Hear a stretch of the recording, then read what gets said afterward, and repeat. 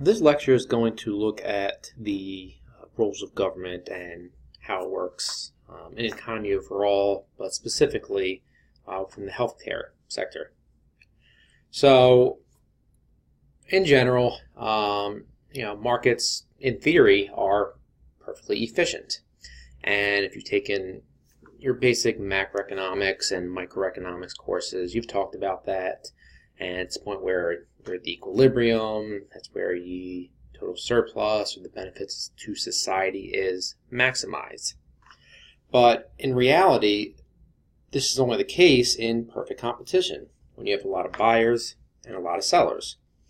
And this is the point where we have the lowest price, the highest output, and no individual entity has perfect control. In reality, though, most markets are not perfectly competitive, and there are some entities, companies, or individuals that have a lot of control. So, in general, in a mixed economy where you have government and the private sector, the government has four main goals. The most fundamental one and the most well-known one is to maintain law and order. The government wants to make sure that it's not the Wild West and people are free to do things without fear of being robbed or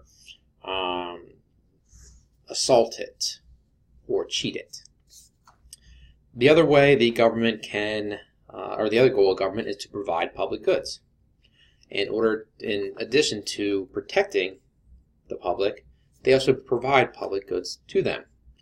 These are things like services like the Center for Disease Control or the Census Bureau, collecting and disseminating statistics, as well as controlling Medicare, Medicaid, Social Security, welfare, so forth. The third way that the third goal of government is to deal with market failure. So, as I noted, the market in theory is perfectly is perfectly efficient, but without perfect competition in most industries, it becomes very difficult. And the final goal of the government is to provide some sort of equitable distribution of goods and services.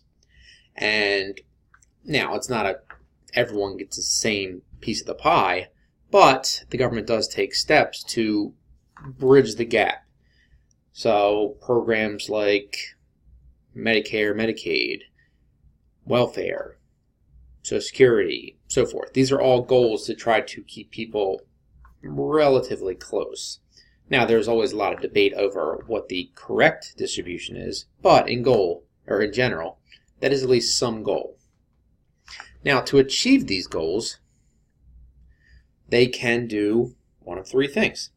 They can either provide services, provide financing services for goods and services that are produced and sold by third parties, or they can regulate the private market so that the market can allow these transactions to happen without fear of being stolen from. So here are just some examples. So the public production, that's the idea of the Center for Disease Control and Veterans Affairs. The public financing is providing money to neighborhood health centers or insurance or through entitlement programs like Medicare or Medicaid. And the public regulation, that can be standards for companies, they can do price controls, so forth. So these are all ways that the governments can achieve their goals. Now, within healthcare, there's some care that comes from the voluntary sector, and this can be doctors volunteering their time, or hospitals agreeing to do a procedure for free. But at the same time, the government still does help out with a lot of these. They provide subsidies to them to allow it to happen. Now, government is necessary. Okay, 100% is necessary. Now, the extent to how necessary it is and how much the government should be doing is always debated. But everyone would agree that government is necessary in at least some ways, especially when you talk about maintaining law and order. But the problem is government is costly. So providing the goods, that's one part of it. But even if the government did not collect taxes to provide other goods, or the government didn't do anything that required a significant amount of taxpayer money, government would still be costly. So for example, the government, in helping to provide fairness or safety in the marketplace, they do regulation. And that regulation costs money. So, for example, if they have a program that says with construction sites that everyone has to take certain classes and wear certain safety equipment, well, that takes money. So you not only need to, the private companies not only need to pay people to train individuals in these safety procedures, but they also have to pay for the materials that they need to use to comply. All right, so that's money. Now, the other way that is costly is that this regulation can push the price of public goods up. So because these companies need to comply with the regulations, it becomes more expensive for them to produce. And it's becoming more expensive to produce, they're going to have to charge a higher price. Now, within the markets, the private side, the markets are always regulated in one way or another, and even if it's just passively or strictly. So, for example, the financial market is strictly regulated. Right? They have very stringent standards that they have to abide by. Whereas some other ones, a newspaper stand is not going to have as strict of regulation. But there still are regulations that everyone needs to abide by. So, government spending in the healthcare. Government spending accounts for about 1/2 of all healthcare spending. And most of this is for third-party insurance. So about 90% of all government healthcare spending goes towards providers of healthcare, and the other 10% goes towards research or teaching, so forth. Now, that 50% roughly is up from about 14% in 1929. Right? And if we look, this just kind of shows how healthcare spending has gone up over time. And in 1929, government was a relatively small part of it. So the dark shaded area is private, light shaded area is state and federal government, and the medium shaded is federal.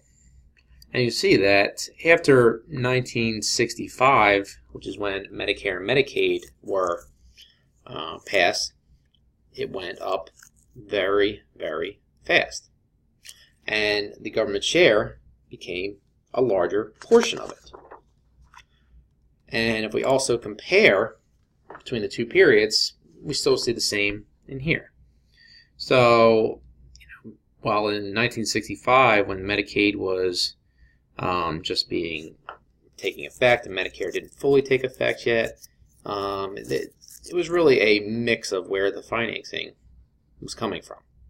Whereas today, or as of 2012, 72% comes from Medicare, Medicaid, another 7% for Veterans Affairs, Department of Defense.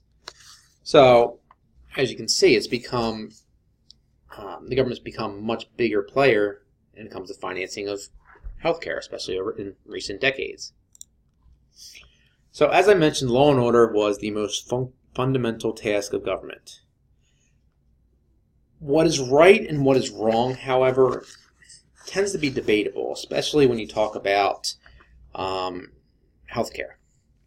And the best way to provide healthcare, private versus public, high income versus low income, so forth, there's a strong divide about what is the best way to do that. And when it comes, and the reason for that is because different groups want different things. So, for example, younger individuals, the people who tend to be more uninsured, they tend to prefer laws that are favoring insurance for everybody. Elderly, they tend to favor more Medicare laws. Low income tend to favor laws that are better for Medicaid, and so forth. So, with what the government does is, especially with healthcare, is always kind of a fluid situation because the laws are always changing, and a lot of it comes because, again, the populations are changing, the voting base is changing, and as they change, they will want different things.